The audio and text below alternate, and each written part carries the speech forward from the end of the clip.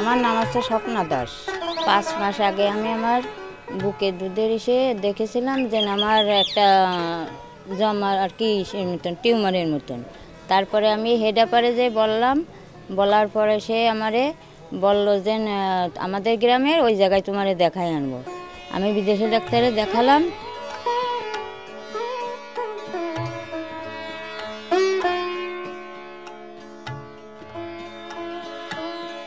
সব টিউমারই হচ্ছে খারাপ টিউমার না, কিন্তু অনেক টিউমার হচ্ছে ক্যান্সার, কিন্তু অনেক টিউমার হচ্ছে ভালো।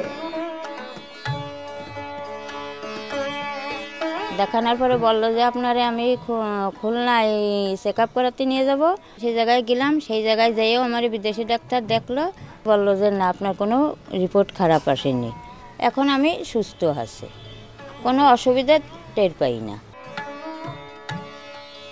হঠাৎ একদিন আমি শুয়ে রয়েছি, আমার এই ছেলে আমার নাতি যে আমার বুকের ঘরে শুয়ে পড়েছে, ছোটো বাচ্চা, তা ব্যথা করে উঠেছে। ব্যথা করে উঠলে তা দেখি যে ওই জায়গায় ছোট্ট একটা বিষের মতো। সেই সময় আমি বৌমারে বললাম যে বৌমা, এটা মনে হয় একটা টিউমার। তা বললো যে আপনি খুলনায় মোজাম্মেল হোসেনের কাছে যান।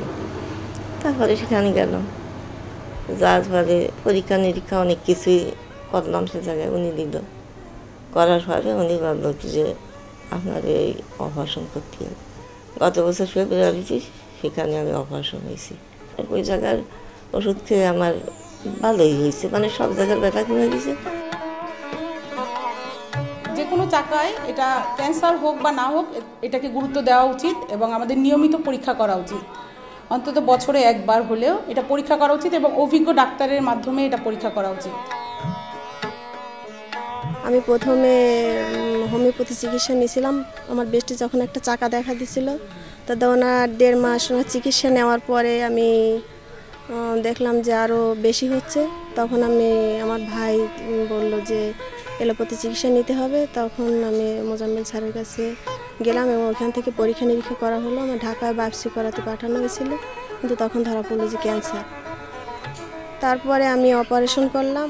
তারপরে আমাদের গ্রামে ওইখান থেকেই আমি পুরোপুরি চিকিৎসাটাই ওইখান থেকেই পাইছি এবং এখনও পাচ্ছি। নিয়মিত ওষুধ খাচ্ছি, ওইখান থেকে ওষুধটা পাচ্ছি।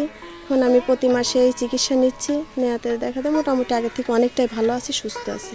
আমরা আমাদের গ্রামে সবাই ডাক্তার, এখানকার সিস্টার, আমরা সবাই আপনাদের পাশে আছি। যে কোনো ব্রেস্টের যে কোনো সমস্যা নিয়ে আমাদের কাছে আসলে আমরা আপনার সঙ্গেই আছি এবং আপনাদের পাশেই থাকবো সব সময়। নিরাপদ চিকিৎসার সেবা দেওয়ার চেষ্টা করব আমাদের যতটুকু সম্ভব।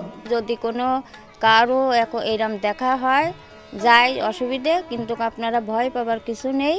আপনারা সময় মতন ডাক্তার দেখালে হয়তো আপনারা সবাই সুস্থ হয়ে যাবে। যাদের এই সমস্যা আছে তারা যেন খুব তাড়াতাড়ি চিকিৎসাটা নেয় এবং আমাদের গ্রাম থেকে ওইখান থেকেই নেয় এবং ওখান থেকে খুব ভালো চিকিৎসা পাওয়া যায়।